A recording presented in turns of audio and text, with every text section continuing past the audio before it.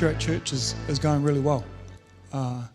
There's so many clear orchestrations of,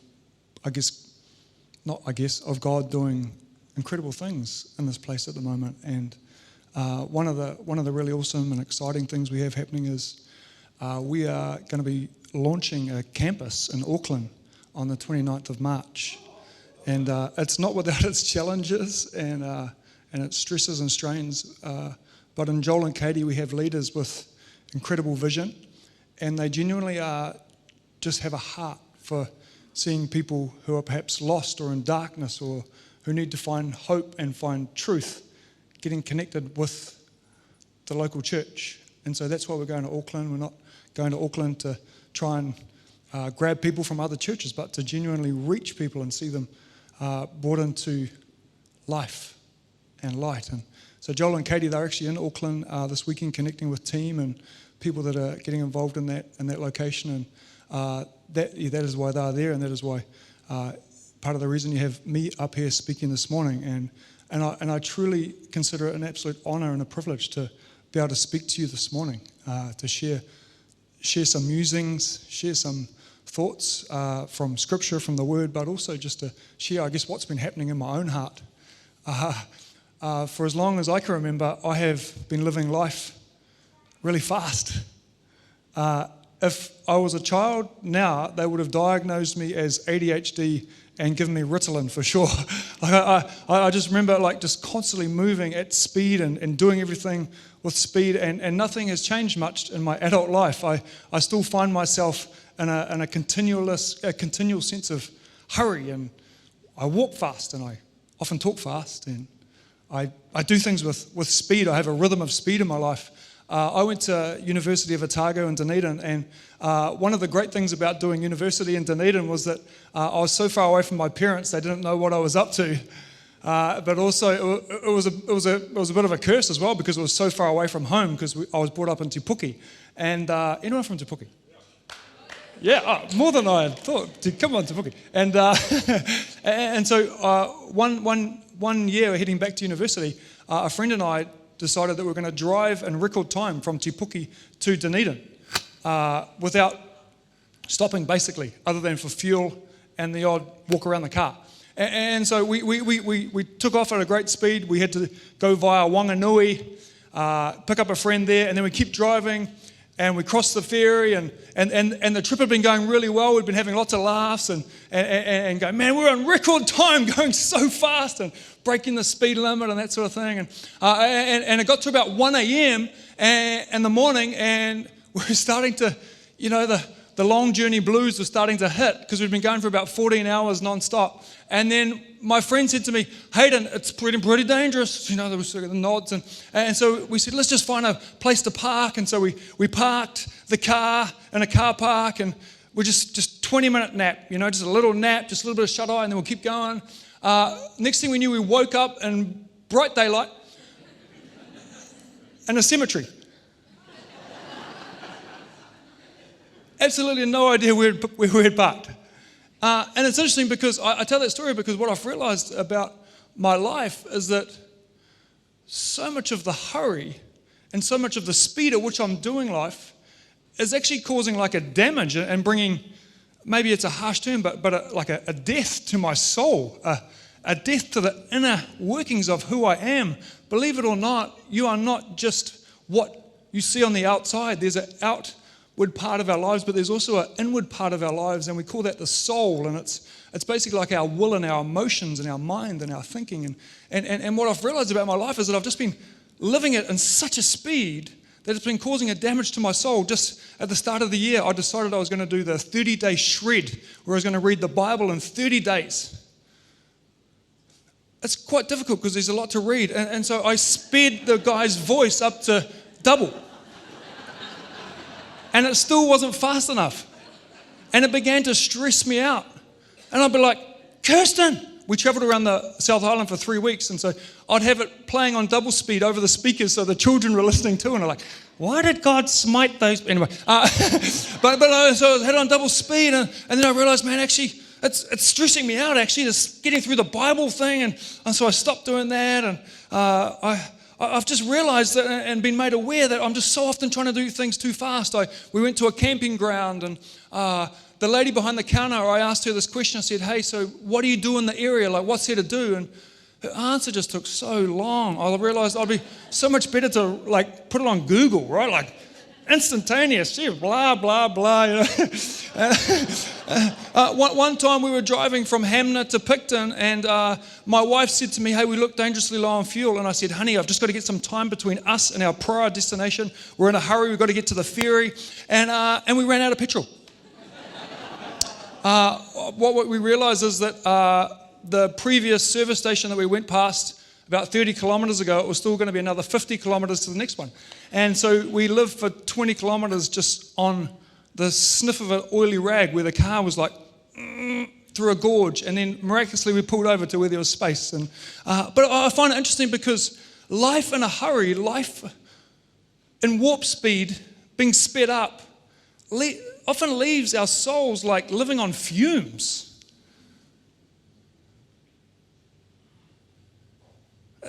It's like a fatigue in our souls.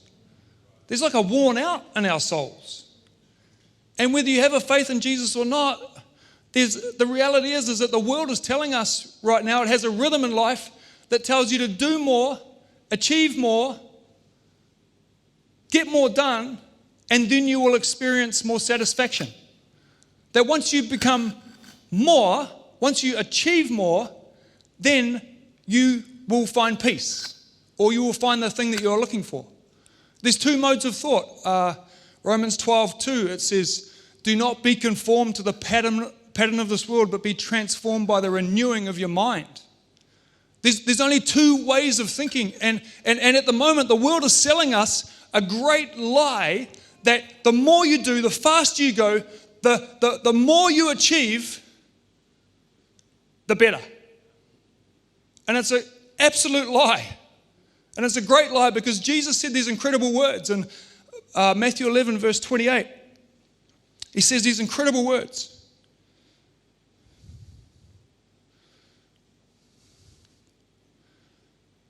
He says, are you tired? Well, Hayden, not today because I'm on holiday and it's Auckland anniversary weekend. But you know it's coming. You got that pre-work anxiety, or perhaps you're already back at work and you're already starting to feel the stress and the cortisol and the pressure build up. Are you tired? Worn out, burned out on religion? Jesus says these amazing words. He says, come to me, get away with me, and you'll recover your life. I'll show you how to take a real rest. Walk with me and work with me and watch how I do it. Learn the unforced rhythms of grace.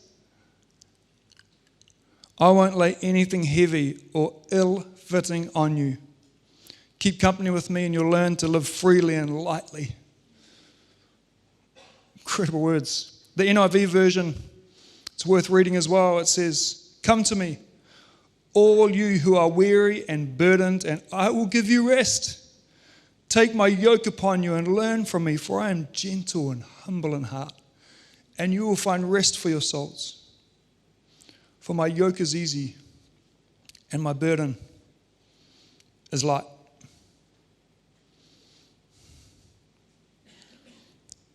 The world has a speed and it's speeding up. Faster Wi-Fi, 5G. 4G is not fast enough. 5G goes 100 times the speed of 4G apparently. Great. Faster access to goods online, that's helpful. Faster lawn, you can get ready lawn. Faster air travel. Faster food. Faster. Just the other day, I don't know if you've ever done this, but I was at the traffic lights and there was a car in front of me and it took them literally 2 seconds to respond to a green light. And so I beat my horn. But then the next day, I did live in Auckland once, yes. The next day though, I was at the lights. I was the first in line and it must have been a microsecond that the light turned green. And the guy behind me beeped. I was like, you rude person. obviously from Auckland. I don't know about you, but like so often I think it's in the subtle ways. It's in the really subtle ways that we do damage to our souls. Like we always looking for the shortest queue, at the grocery store. It's like looking, shortest queue, so I can get through faster, so I can get home to my doing nothing, The shortest queue at the traffic lights, the closest park to the wherever. Got to save time, got to get there faster, got to do it faster. The kids, get them out the door, but mate, so slow. What are they fluffing around doing? Don't they realise they've got to get to church? Get your shoes on. But there's a speed, and it's doing damage to our souls. One of my favourite theologians, his name is Dallas Willard. Dallas Willard. If you're ever interested in understanding more about theology and the works of theology, he's one of the most grounded, humble theologians you could listen to or read about. His name's Dallas Willard. And he says it so poignantly. He says, you must, in order for your soul to thrive, you must do this. You must relentlessly rid yourself of hurry. In order for your soul to truly thrive, to live in that sweet spot, to live in the pocket, to be healthy, you have to relentless, it's really strong language, rid yourself of hurry. And so I just want to say on the other side of this conversation that it's not a bad thing to be busy. Like it's not bad to have lots to do and to be busy, and it's not bad to have seasons where you have a lot to do. And I'm not saying it's bad. What I'm saying is the state of your soul and the way in which we do that thing. Because if we do it in a state of hurry, it will damage the most inward part of who you are. And you will not experience what Jesus just talked about, the unforced rhythm of grace. Jesus' life, when you look at his life and you look at the way that he walked this earth, it was a continuous infilling of grace. Grace is the empowerment of God to live life. It was an inward and an outward flowing of grace. And if we do it in a hurry, it's really difficult for that inward flowing of grace to come into your soul and flow out of your life.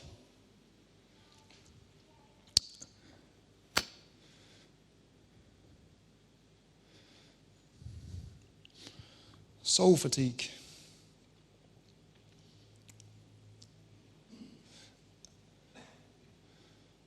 I find it interesting in the Bible when you read some of the stories in the Bible. Often the people that made the greatest mistakes or had the greatest failings was due to the speed at which they made decisions, or due to the speed with which they acted. One of those people was a hairy red man by the name of Esau. In Genesis chapter 25, there's a man by the name of Esau who was the firstborn of a couple by the name of Rebekah and Isaac. He was the firstborn, and in those biblical times, the firstborn was entitled to so much more than any other of the siblings. He had the first rights to the best land and the best sheep and the best woman, I guess. I don't know. But he had the entitlement to the best of everything. But then there's a story in Genesis 25. There's a passage where it says, now Jacob, who was mummy's boy and loved to cook and sew and do good things like that, cooked a stew, and Esau came in from the field. He was a hunter-gatherer, and he was weary, and Esau said to Jacob, please feed me with that same red stew, for I am weary. Therefore his name was called Edom, which also means red. But Jacob said, sell me your birthright as of this day. And Esau said, look, I am about to die. So what is this birthright to me? Then Jacob said, swear to me as of this day. So he swore to him and sold his birthright to Jacob. And Jacob gave Esau bread and stew of lentils. Ooh, that sounds terrible. Then he ate and he drank and he rose and went his way. Thus Esau despised his birthright. Strange story. How does it apply to this day and age? How does this story apply to us today? And what I want to say today is that Esau gave up something very great and significant because he was worn out and he was hungry. And I want to say today that for many of us, we are giving up our birthright as sons and daughters of a heavenly Father because our souls are fatigued and worn out and tired. Let me give you an example. We are making impulsive decisions in any given day because our souls are fatigued and we just need some comfort. We are often quick to be angry because our souls are actually tired and fatigued and worn out. We are actually quick to react and assume the worst of people because our souls are actually fatigued and worn out. But Jesus said there's a completely different way of life. My yoke is easy, my burden is light. Live free, live light. There's a completely different way to live, and yet we are giving up our birthright often through moments of every day because of our soul fatigue. But he's inviting us into a different rhythm today, where the state of your soul can know a peace, a joy, a love, a kindness, a goodness, a self-control, a faithfulness, and there's two other. That's there for you. That's there for me. But it's on the other side of ruthlessly eliminating hurry from out of our souls, from out of our lives. I've been doing this thing recently where I've been driving to the speed limit.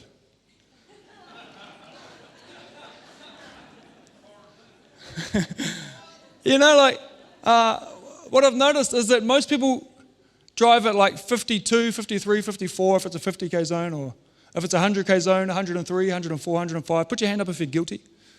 Yeah. Why? Because we're important, right? And we need to get to that place a little bit quicker than sticking to the speed limit. We're important. No. Our souls are in a hurry. So what I've started doing is I've been driving below the speed limit. Yeah, you can clap me. Apparently. I've been driving at like 48 kilometers an hour in the 50k zone.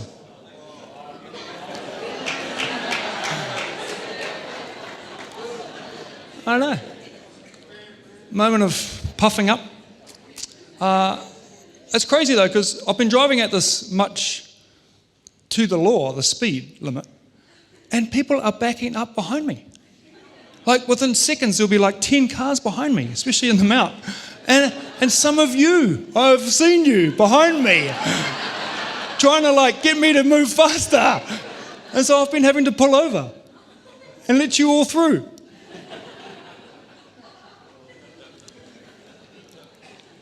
But why? Because there's something deeper going on in our souls. We're in a state of hurry. And he wants to rid us of that hurry so that we can experience our birthright of joy and peace and love and self-control and goodness and kindness and faithfulness. That's the right rhythm. I've been doing a little experiment with myself. Who experiments with themselves? It's an odd thing to say. It feels like odd as I'm saying it. Experiment with myself.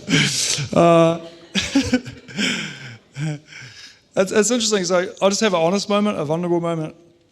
I'm a pastor. I am a pastor, and I'm here to like serve God and to do it for Him and to like see people come to know Him. Like that's why I signed up to be a pastor. But then I found so much of my life as a pastor, I do it without Him. It's incredible. Yeah, I'll give Him 20 minutes in the morning. Bit of reading the Word, bit of praying, bit of singing, if I'm feeling dangerous, Yeah, and maybe a few minutes at the end of the day, maybe at lunchtime, quick cut of care before I eat. But I've realized that so much of my life as a pastor, I've been doing it under my own strength. I haven't been doing it at an unforced rhythm of grace. I've been doing it with a forced rhythm of must do. Maybe you can relate to your life. Maybe you are under the presumption of must do, have to, should do. But he's inviting you into a different way. My yoke is easy. My burden is light. Live free, live light. And so I did this experiment. It started a few months ago. It came about because I have a supervisor by the name, I won't say her name, but I have a supervisor who comes here through time with her and conversations with her. She's really helped me and she's identified some things. And one of the things we've realized is that the transformation I want to see amongst the people in Curate Church firstly has to start with me. I have to see transformation happen in my mind. It has to start with me. And so one of the things I've been doing is attempting to ceaselessly surrender my thoughts to my Creator. Attempting to ceaselessly surrender my thoughts, my mind, to my Creator. And man, it's changed everything. It's changed everything. The unforced rhythm of grace, I'm experiencing in greater and greater and greater measure. Just last year, I'll give you an example. We did a thing called the gift of groceries where 1,200 packs of groceries go out into the community, and it's an amazing project, and it blesses people at Christmas time. But there was a number of weeks towards the middle of last year where I was stressing out about it because I couldn't find the right person to organize the gift of groceries. It actually caused me sleepless nights because I was like, man, this project is so important and I want to see these people blessed. And I want to.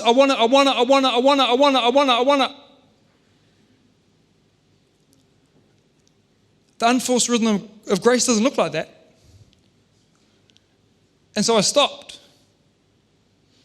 And I decided that's one way and it's not working because I can't find the right person.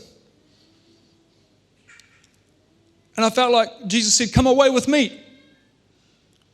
And he said, actually, you know what, Hayden, just give me, if you would just come away with me for 10 minutes, I'll give you the solution.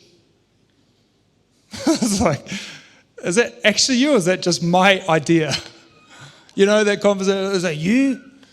Okay, I'll try it. You got from 10 minutes to 12 till 12 o'clock.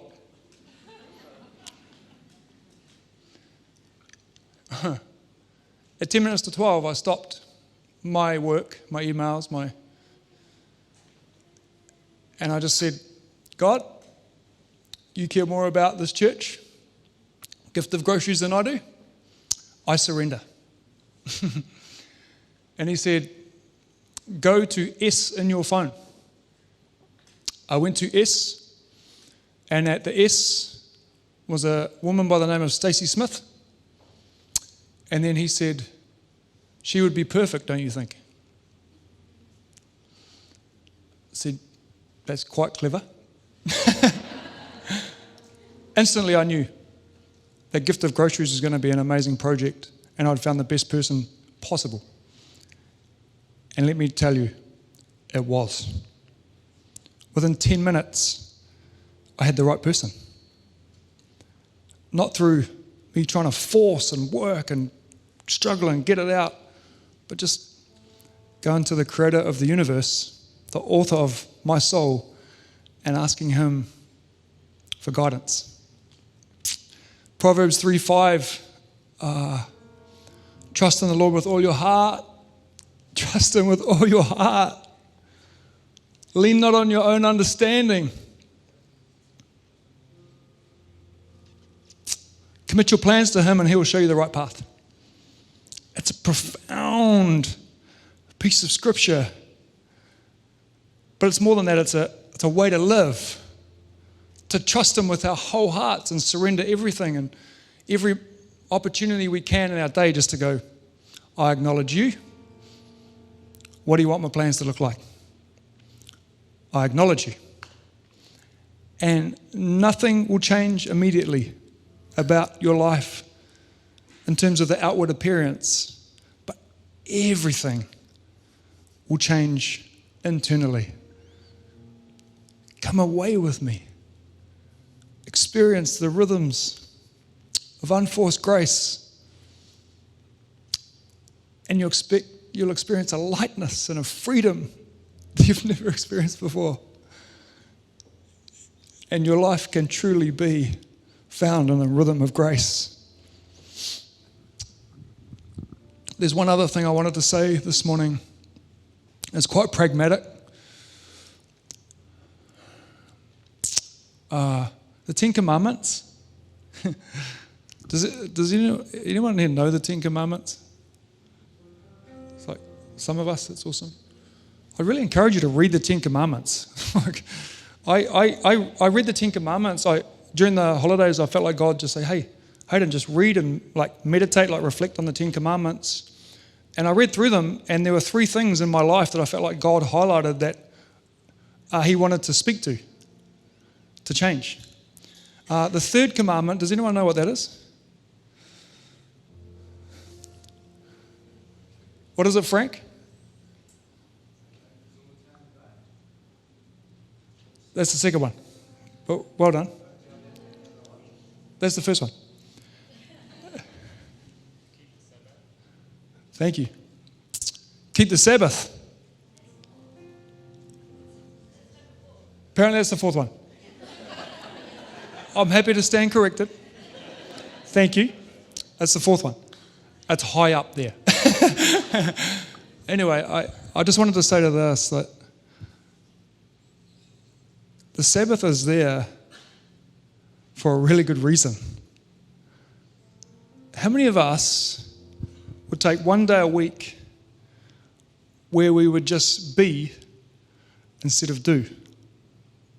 How many of us would actually keep a Sabbath? A Sabbath God created for us. It says right from the beginning of time that God did all this work for 6 days, but on the 7th day, He had a rest. Was it because He was tired or burned out on religion? No, He's just modeling to us a way of life, and He's saying, hey, take a rest.